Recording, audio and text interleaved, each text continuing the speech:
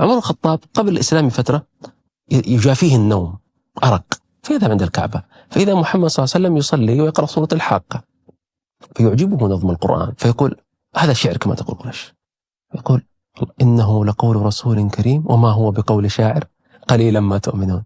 يقول فقلت في نفسي هو كاهن إذن. بعدها ولا بقول كاهن قليلا ما تذكرون. يقول عمر فهذا أول ما وقع الإسلام في قلبي. يخرج بعدها متوشحا سيفه بعد أن اشتد الأمر على المسلمين والمعاندة مع المشركين، يريد أن يقتل النبي صلى الله عليه وسلم، فيلقاه أحد الناس ويقول له أين تريد يا أبا الخطاب ويا أبا حفص؟ قال أريد أن أقتل هذا الرجل محمد عليه الصلاة والسلام الذي فرق جماعتنا وشتت كلمتنا. فيقول أين أنت من أختك وزوجها؟ أختك فاطمة بنت الخطاب وزوجها سعيد بن زيد بن عمرو بن نفيل العدوي. يقول ويذهب اشتد، الحين صبأ أخته صابئة وزوجها. فلما يقترب من البيت يسمع صوت تلاوة قرآن، فإذا فاطمة رضي الله عنها وزوجها سعيد بن زيد رضي الله عنه عندهم خباب بن الأرت ومعهم صحف من القرآن يقرئهم القرآن. فلما أحسوا بعمر، عمر مهاب رجل يعني جبار يعني كان نسلم كان يقول ما سلك ابن الخطاب فجا إلا سلك الشيطان فجا آخر يعني.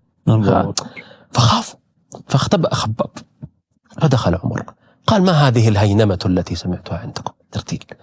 قالوا ما عدا حديثا تحدثناه.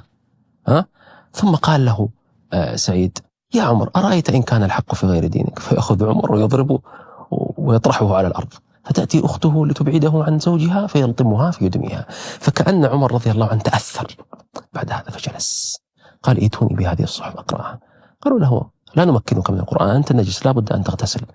فلما اغتسل أعطوه الصحف فقرأ بسم الله الرحمن الرحيم، قال أسماء طيبة طاهرة، ثم قرأ طه ما أنزلنا عليك القرآن لتشقى إلا تذكرة لمن يخشى، الآيات المزلزلة.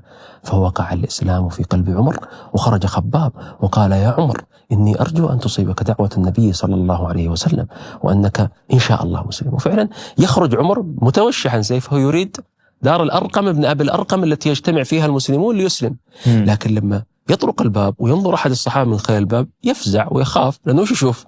هو ما يعرف أن عمر أسلم، ويرى عمر متوشح بالسيف فيفزع، فيقول حمزة ما هناك؟ حمزة شجاع. قال ما هناك؟ قال عمر متوشحا سيفه. قال وعمر إن أراد خيرا بذلناه له وإن أراد شرا قتلناه بسيفه. فيدخل عمر ويخرج النبي عليه الصلاة والسلام ويأخذ بتلابيبه ويجذبه جذبة شديدة ويقول أما آن لك أن تنتهي يا ابن الخطاب حتى ينزل الله فيك ما أنزل في الوليد بن المغيرة.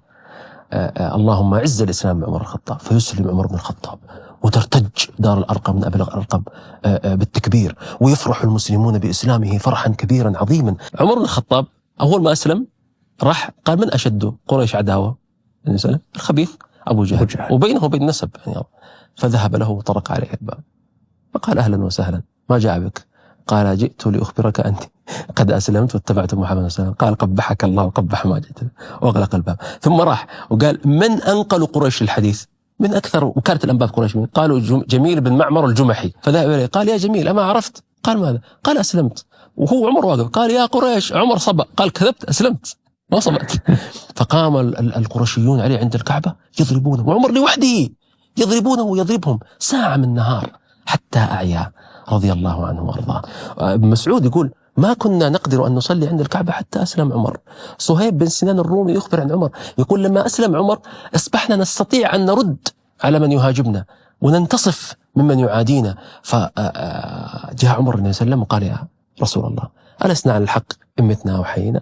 قال نعم والله نحن على الحق إن متنا وحيينا. قال فلنخرج لهم.